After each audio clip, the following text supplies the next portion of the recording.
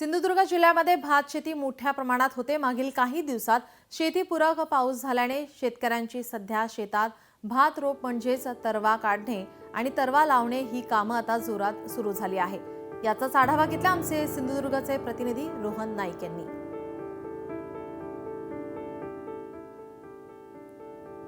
सिंधुदुर्ग जिल्ह्यामध्ये पावसाचं प्रमाण बऱ्यापैकी झाल्यामुळे भात शेतीला इथे जोर आलेला आहे। भात शेती आपण मोठ्या प्रमाणात लागवड सुरू आहे। आता पाहिलं असेल तर जो तरवा म्हटलं जातो तो काढणं सुरू आहे। एकंदरीत मी आता आहे एका शेतामध्ये, इथे महिला वर्ग असेल पुरुष वर्ग असेल तरवा काढण्याचं काम करतात। हा जो तरवा असेल तो जवळपास 20 ते 25 दिवसाचा असतो आणि यानंतर त्याची पुन्हा एकदा लागवड केली जाते आणि त्यानंतर ही जी भात रोपं म्हटली जातं त्याचं जी शेती केली जाते। एकंदरीत भात शेती जी असते ती ऑक्टोबर नंतर काढणीला येते।